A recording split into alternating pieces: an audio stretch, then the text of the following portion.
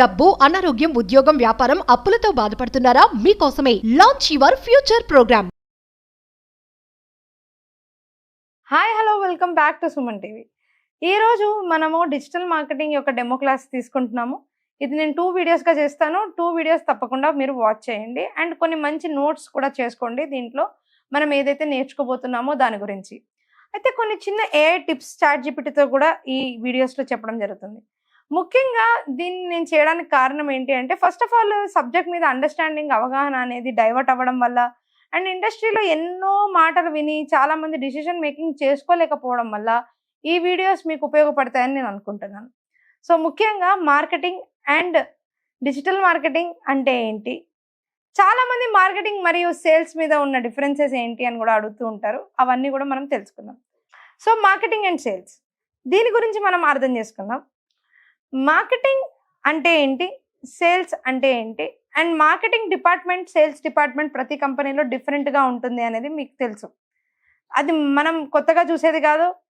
Marketing సేల్స్ని చాలామంది ఒకటే అనుకుంటుంటారు. ఇంతకుముందు నేను ప్రీవియస్ వీడియోస్లో కూడా దీని గురించి చాలా క్లియర్గా చెప్పాను. ఈ వీడియోలో కూడా మళ్ళీ చెప్తున్నాను జస్ట్ గుర్తు చేయడానికి. మార్కెటింగ్ అని అంటే మనం ఒక ప్రోడక్ట్ గురించి ప్రమోట్ చేసి అది మనుషుల యొక్క మైండ్లో ఎక్కేంత వరకు చేయడము మార్కెటింగ్ యొక్క పని, సింపుల్ భాషలో. సేల్స్ అంటే దాన్ని అమ్మడము. దీనికి ఏంటి డిఫరెన్స్, ఇది కనుక మీరు ఫస్ట్ టైం వింటున్నట్లయితే మీకు ఇది చాలా ఇంపార్టెంట్గా ఎక్కవలసిన విషయం.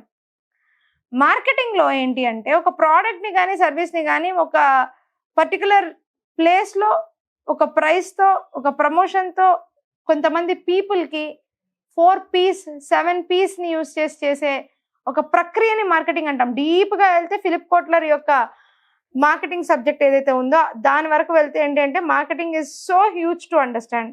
దాన్ని సింపుల్ భాషలో పెట్టడానికి ట్రై చేస్తాను ఒక చిన్న ఎగ్జాంపుల్తో.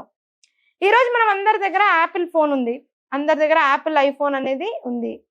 ఇది ఎంతో అద్భుతంగా మార్కెట్ చేయబడింది, అమ్మబడలేదు, మార్కెట్ చేయబడింది. అంటే ఏంటి, మనము యాపిల్ ఫోన్ అనేది ఒక స్మార్ట్ ఫోన్ అని, దానికి కొన్ని ఫీచర్స్ అధునాతనంగా అద్భుతంగా ఉంటాయని, అది చూడడానికి ఒక పరపతి ఒక స్టేటస్ని కలిగిస్తుందని, మనము దాన్ని వాడడం వల్ల మన డేటా ప్రైవసీ కూడా చాలా ఎక్కువగా ఉంటుందని, ఆండ్రాయిడ్ కన్నా కూడా దానిలో సెక్యూరిటీ ఫీచర్స్ ఎక్కువగా ఉంటాయని, మన డేటా అనేది స్టీల్ అవ్వబడదు అని మార్కెట్ చేయబడ్డాం. ఈ నాలెడ్జ్తో మనము ఏదైనా మొబైల్ షాప్కి వెళ్ళినప్పుడు భయ్యా నాకు ఒక ఐఫోన్ ఇవ్వండి 15 Pro Max అని అడుగుతున్నాం.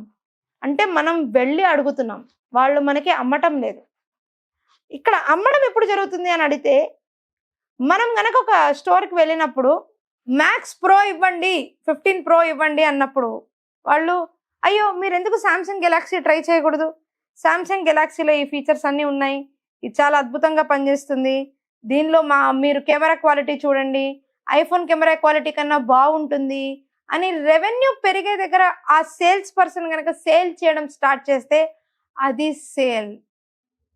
అందుకే మీరు చూడండి మార్కెటింగ్ డిపార్ట్మెంట్కి సేల్స్ డిపార్ట్మెంట్కి హ్యూజ్ డిఫరెన్స్ అనేది ఉంటుంది. చిన్న బిజినెస్ ఓనర్స్ దీన్ని మిస్ చేస్తారు కాబట్టే మార్కెటింగ్కి సేల్స్ని కలిపేసి మాట్లాడుతూ ఉంటారు. అయితే ఎప్పుడైతే ట్రెడిషనల్ మార్కెటింగ్లో సేల్స్ అండ్ మార్కెటింగ్కి డిఫరెంట్గా ఉన్నప్పటికీ డిజిటల్లో అది ఒకటైపోతుంది. అంటే మీరు ఇన్స్టాగ్రామ్లో ఏదైనా పర్టికులర్ ప్రోడక్ట్ చూసి మీకు నచ్చి మీరు కార్ట్లో యాడ్ చేసుకుంటుంటే అండ్ మీరు దాన్ని కొనకపోతే జస్ట్ కార్ట్లో యాడ్ చేసుకొని వదిలేస్తే మీరు మళ్ళీ ఫేస్బుక్కి కానీ మళ్ళీ ఇన్స్టాగ్రామ్కి వెళ్ళినప్పుడు మీరు కార్ట్లో యాడ్ చేసిన ఆ పర్టికులర్ ప్రోడక్ట్ రీమార్కెటింగ్ ద్వారా మీకు మళ్ళీ కనిపిస్తూ ఉంటుంది. అదేంటి అక్కడ అర్థం ఏంటి, అక్కడ ముఖ్యంగా అక్కడ అర్థం ఏంటి అని అంటే అది రీమార్కెటింగ్ చేయబడింది. అరే ఈ ప్రోడక్ట్ మనం కొనేస్తే బెటర్ ఏమో అని మీరు మళ్ళీ క్లిక్ చేసి మీరు ఆ ప్రోడక్ట్ని కొనేస్తే అది ప్రాపర్గా సేల్ కూడా అవుతుంది. అక్కడ ఒక సేల్ పర్సన్ లేకపోయినా డిజిటల్లో ఏం జరుగుతుంది, ఇక్కడ మార్కెటింగ్ జరుగుతుంది, అదేవిధంగా సేల్ కూడా జరుగుతుంది. అందుకే మార్కెటింగ్ అండ్ సేల్స్ అనేది టుగెదర్గా వెళ్ళేది కాబట్టి చాలామంది కన్ఫ్యూజ్ అవుతూ ఉంటారు. కానీ ఒక బ్రాండ్గా మీరు ఎస్టాబ్లిష్ అవ్వాలనుకున్నా లేదా ఒక బ్రాండ్కి మీరు హెల్ప్ చేయాలనుకున్నా ఫ్రీలాన్సర్గా మీరు అర్థం చేసుకోవాల్సిన విషయం ఏంటి అని అంటే ఆ బ్రాండ్ అనేది ఏ విధంగా మార్కెట్ చేయబడింది, ముఖ్యంగా అది మార్కెట్ చేయబడిన తర్వాతనే దానికి సేల్స్ అనేది పెరుగుతుంది అనేది గుర్తుపెట్టుకోండి. డైరెక్ట్ గా ఫస్ట్ డేనే నేను వచ్చేసి నా ప్రోడక్ట్ ఉంది కొనండి అంటే ఎవరు కొనరు. సో దాన్ని మనము ఏ విధంగా మైండ్ లో మనము ఒక కస్టమర్ కి చెప్తున్నాము అనేది చిన్న చిన్న ఎగ్జాంపుల్స్ తీసుకుందాం. ఒకవేళ మీరు గనక ఒక మెన్ అయితే ఈ వీడియో చూస్తున్నట్లయితే మీరు బియర్డ్ ఆయిల్ అనే అడ్వర్టైజ్మెంట్ ఫేస్బుక్ లో చూసుంటారు. ఓకే, ఈ బియర్డ్ ఆయిల్ అనేది ఒక ఉమెన్ చూస్తున్నారు అనుకోండి ఈ వీడియోలో, అంటే ఏంటో కూడా వాళ్ళకి తెలియదు. అదే వేదిక్స్ హెయిర్ ఆయిల్ గురించి చెప్తాను, ఉమెన్ చూసుంటారు. ఈరోజు నేను ఈ 2 వర్డ్స్ వాడుతున్నాను, 2 బ్రాండ్ నేమ్స్ వాడుతున్నాను. ఇవి మార్కెట్ చేయబడ్డాయి, ఇవి సేల్స్ కొరకు జనాల్లోకి రాలేదు. ఫస్ట్ ఈరోజు నేను అవి కమర్షియల్ అడ్వర్టైజ్మెంట్లో లేకపోయినా, హోర్డింగ్లో లేకపోయినా ఈ ప్రోడక్ట్లు, అదేవిధంగా ఏ థియేటర్ అడ్వర్టైజ్మెంట్లో కనిపించకపోయినా, మీ ఇంటి ముందున్న బోర్డులలో ఈ ప్రోడక్ట్ పేర్లు రాయకపోయినా, మీ మైండ్లలో కూర్చుంది అని అంటే మీరు ఫోన్లలో ఎక్కువ టైం స్పెండ్ చేస్తున్నారు కాబట్టి అక్కడ వాళ్ళ యొక్క బ్రాండ్ని బాగా మార్కెట్ చేసుకున్నారు అనేది అర్థం. ఇక్కడ ముఖ్యంగా మీరు తెలుసుకోవాల్సింది ఏంటి అంటే, ఈ బియర్డ్ ఆయిల్ అనేదే కానీ ఖచ్చితంగా చూస్తున్నప్పుడు ఒకసారి కాకపోయినా ఇంకొకసారిలో సీజన్ చేంజ్ అయినప్పుడు కానీ మనకి ప్రోడక్ట్ ట్రై చేద్దాము అని డైరెక్ట్గా మనమే వెళ్ళి గూగుల్లో సెర్చ్ చేసుకొని వెళ్ళి కొనుక్కుంటూ ఉంటాం. ఇది ఫిలాసఫీ. సో ఎవరైనా డిజిటల్ మార్కెటింగ్ గురించి మాట్లాడుతున్నప్పుడు మేము సేల్స్ పెంచేస్తాం, రెవెన్యూస్ పెంచేస్తాం, మేము మీకు డబ్బులు చూపించేస్తాము అని అంటే అది వాస్తవం కాదు. మేము బ్రాండింగ్ చేస్తాం, మేము మార్కెటింగ్ చేస్తాం, మీ ప్రోడక్ట్ ఒక వాయిస్ క్రియేట్ చేస్తాం, దాన్ని కస్టమర్ మైండ్లో ఎస్టాబ్లిష్ చేస్తాం, ఆటోమేటిక్గా సేల్స్ అనేది మీకు పెరుగుతుంది అనేది వాస్తవం.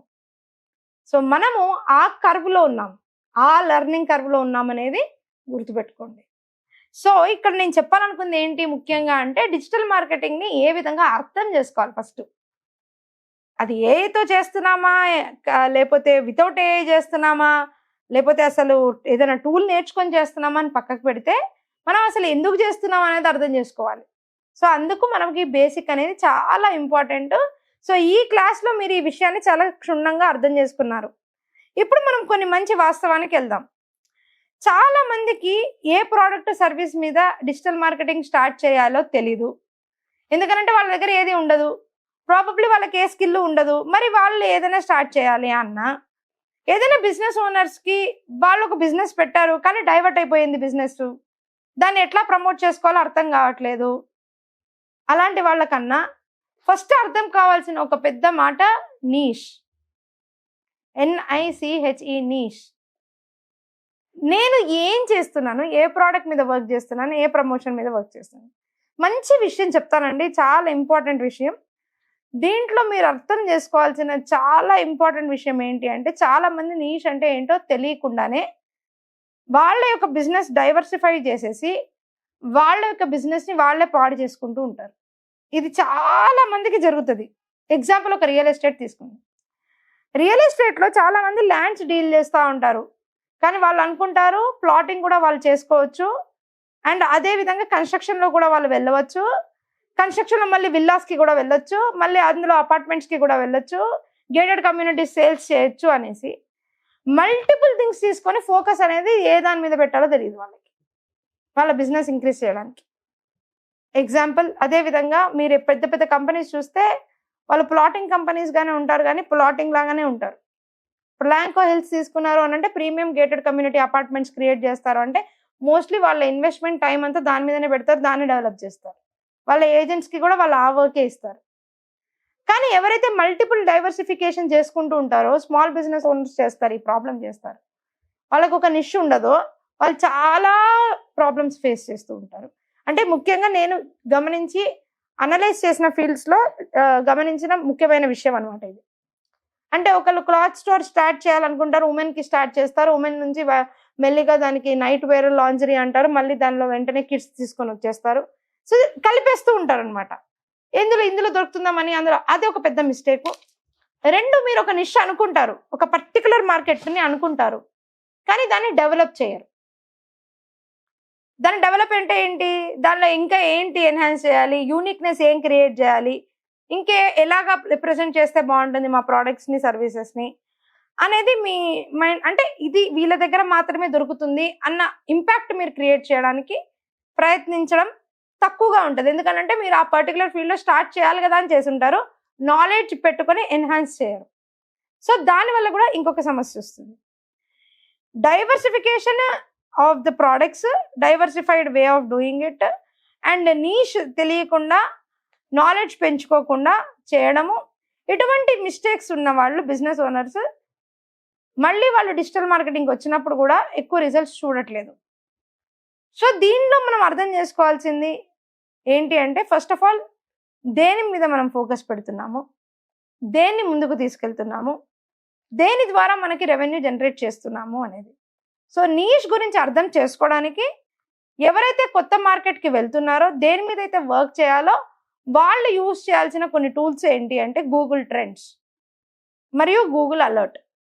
ఇంతకుముందు కూడా నేను ఈ టూల్స్ గురించి చెప్పడం జరిగింది. ఇవి ఫ్రీ టూల్స్. ఒకసారి గూగుల్ ట్రెండ్స్ కానీ గూగుల్ వీడియోస్ కానీ ఏ విధంగా వర్క్ అవుతుందో చూపిస్తాను, చూడండి.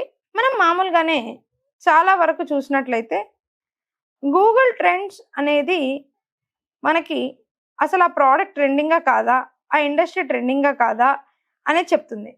అసలు ట్రెండ్స్ యొక్క గొప్ప విషయం ఏంటి అంటే, ఏదైతే గూగుల్లో వీక్లీ జరిగే సెర్చెస్ కానీ, ఏదైతే పీపుల్ సెర్చ్ చేస్తారో దాని గురించి కానీ కంప్లీట్ ఇన్ఫర్మేషన్ అనేది ఉంటుంది. ఈ కంప్లీట్ ఇన్ఫర్మేషన్ గూగుల్లో సెర్చ్ చేస్తున్నారు అని అంటే అది ట్రెండింగ్ అవుతున్న టాపిక్ అనేది అర్థం. అంటే జనాలు ఏదైతే సెర్చ్ ఎక్కువ చేస్తున్నారో అదే ట్రెండింగ్ అంటారు. సో మనకు అది ట్రెండింగా కాదా అనేది తెలుసుకోవడం గూగుల్ ట్రెండ్స్ ద్వారా మనం తెలుసుకోవచ్చు. And when we are using Google Trends అది ఏ విధంగా ఎక్స్ప్లోర్ చేయాలనేది నేను ఇందులో చూపిస్తున్నాను. మీరు ఎక్స్ప్లోర్ అనే ఆప్షన్ క్లిక్ చేయండి. వాట్ ఈస్ ట్రెండింగ్ నౌ అనే ఆప్షన్ క్లిక్ చేయండి. మీకు చాలా కాంటెంట్ అనేది కనిపిస్తూ ఉంటుంది. సో ముఖ్యంగా ఎప్పుడైతే ఒక సర్చ్ టర్మ్ గురించి మనం తీసుకుంటామో, let's say example digital marketing with AI. ఇండియాలో డిజిటల్ మార్కెటింగ్ విత్ ఏఐ అనేది లాస్ట్ 12 monthsగా ఇక్కడ చూసినట్లయితే ఏ విధంగా ఉంది. 2024 జనవరి 1 నుంచి సెప్టెంబర్ 2024 వరకు మీరు స్కేల్ చూస్తున్నారు. అదేవిధంగా నార్మల్ డిజిటల్ మార్కెటింగ్ అనే టాపిక్ తీసుకుందాం.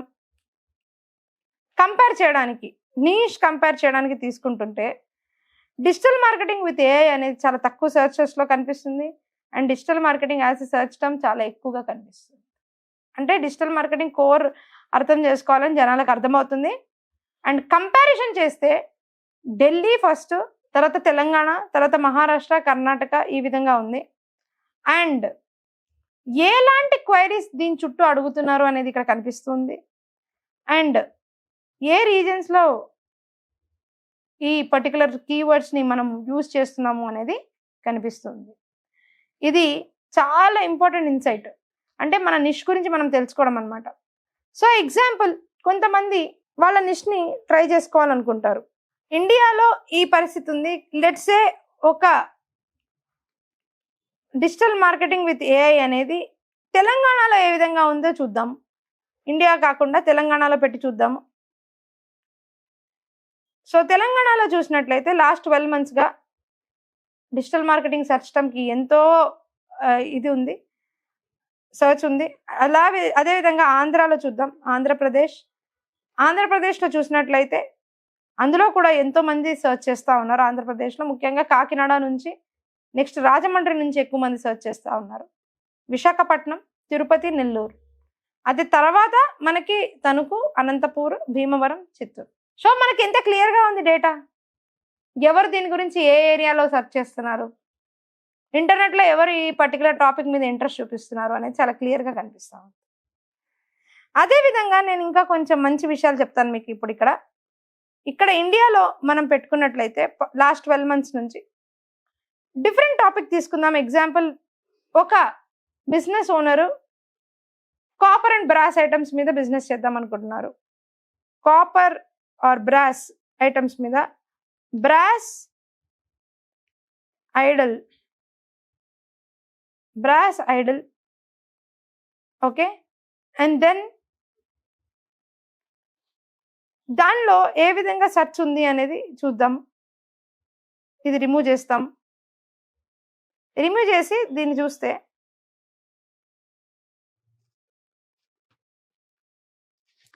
బ్రాస్ ఐడిల్ అండ్ ఇండియాలో ఏ విధంగా ట్రెండ్ అవుతుంది.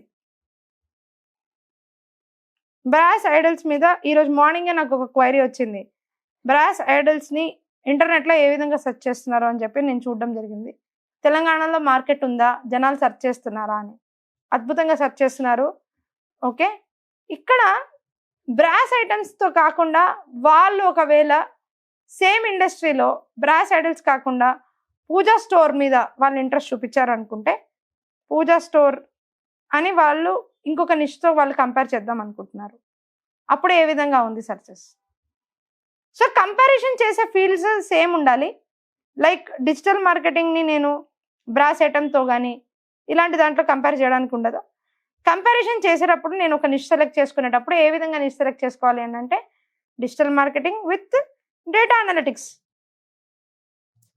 Are prompt engineering. ఎందుకంటే అది చాలా మందికి తెలుసు ప్రాంప్ట్ ఇంజనీరింగ్ టాపిక్.